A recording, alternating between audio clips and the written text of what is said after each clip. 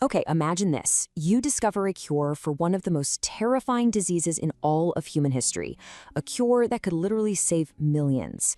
Now, imagine the world not only ignores you, but actually mocks you for it. This is that story, the incredible, true story of a cure that was fiercely, passionately rejected. So, to really get why this was such a big deal, we have to go back in time. We have to understand the sheer terror. For centuries, smallpox wasn't just another sickness. No, it was like a curse that hung over everyone, a constant, terrifying threat. And the horrors were just awful. It left people who survived with deep scars. Sometimes it even blinded them. It was notorious for killing children. And the worst part? It would just appear with no warning. An epidemic would sweep through a city, and whether you lived or died felt like a total roll of the dice. Pure luck. So you'd think a world like this would be desperate for a cure, right? Absolutely begging for one. And that's what makes this next part of the story so unbelievable. Because when that cure finally showed up, almost nobody was ready for it. The story of this cure doesn't start in some fancy lab or a grand university. Nope. It starts with a country doctor named Edward Jenner. And he wasn't trying to change the world, he was just observant. He was paying really close attention to a little pattern that pretty much everyone else had completely missed. So here's what Jenner noticed. It was this really stark contrast. On one side, you had most people, right? They were terrified of smallpox. Many had the scars to prove it. But then there were the milkmaids. The same epidemics would roll through, but they seemed fine, untouched. They weren't scared, they had no scars. What was the one difference? Well, they often caught a really mild disease from cows, called cowpox. This observation gave Jenner a huge light bulb moment. What if getting that mild cow disease could somehow protect you from the deadly one? It's a brilliant idea to us now, but back then, to the people of his time, it sounded bizarre, unnatural, and just wrong. You really have to put yourself in their shoes. We're talking about the late 1700s. Nobody knew what a virus was. The whole concept of an immune system was a total mystery. They didn't even really know how diseases spread. So in a world filled with that much uncertainty, Jenner's idea sounded less like science and more like crazy talk. And it went deeper than just scientific skepticism. There was a huge moral issue here. The very idea of taking gunk from a sick animal and purposefully infecting a healthy person with it, especially a child, it just felt like a violation. It crossed this invisible line that people were not comfortable with. But Jenner, he was convinced he was onto something. And in 1796, he decided to do the unthinkable. He set up an experiment that was either going to prove he was a genius or get him branded as a monster. It was a risk that would end up changing medicine forever. Okay, so here's exactly how it went down. First, he took some material from a cowpox sore on a milkmaid's hand. Second, he put that material into a couple of small scratches on the arm of a healthy young boy. Just as he predicted, the boy got a little sick, had a slight fever, but then he got better really quickly. But now came the terrifying part. A few weeks later, Jenner intentionally exposed the boy to smallpox.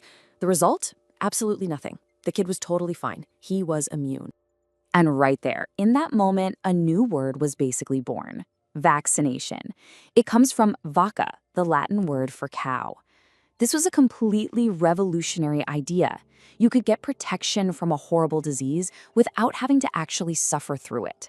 A real cure was finally here. So you'd expect worldwide celebrations, right? Jenner hailed as a hero? Yeah, that's not what happened. Not even close. The second he published what he'd found, the backlash was immediate, and it was vicious. His fellow doctors completely ridiculed him and his country methods. Church leaders condemned what he did as ungodly. And the public sphere? Oh, it ran wild. There were all these crazy cartoons showing people who got the vaccine sprouting little horns and turning into cows. So what was going on? Why all the resistance? Well, it was this perfect storm of fears. The fear of being contaminated with some kind of animal disease, the fear of moral corruption, that this was playing God. And maybe the biggest one of all, just the raw fear of something new, something unknown, that challenged everything people thought they knew about the world. And this is really the core of the whole story. Jenner's idea wasn't rejected because it didn't work. The proof was right there. It was rejected because the culture, the science, the beliefs of that time, they just weren't ready for it. But here's the thing about a powerful truth. It doesn't just go away. So even with all the ridicule, the evidence started to pile up. Slowly, painfully, and pretty quietly, the world started to change. In the end, the results were just impossible to ignore. In town after town, you saw the exact same pattern. The places that rejected the vaccine, they suffered horribly. The communities that accepted it, they survived.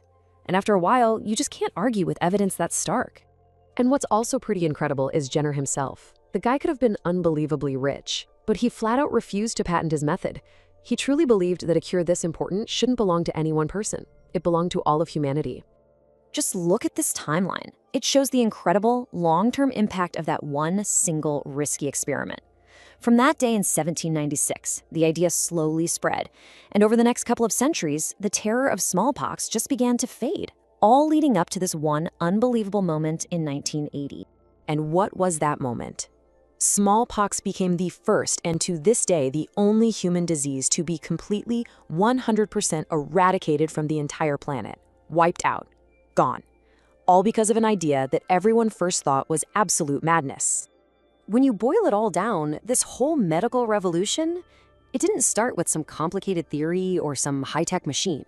It started with one person, a country doctor who had the courage to trust what he saw with his own two eyes more than what tradition told him was true. And that's really the whole story, isn't it? An idea that started with just looking closely, was tested with incredible courage, was met with total rejection, and in the end, saved the world. The cure was rejected first, then it saved the world. Which, of course, leaves us with a pretty interesting and maybe a little uncomfortable question. If an idea this powerful, this right, could be so easily shot down, what world-changing ideas might we be rejecting right now just because they don't quite fit into what we already believe?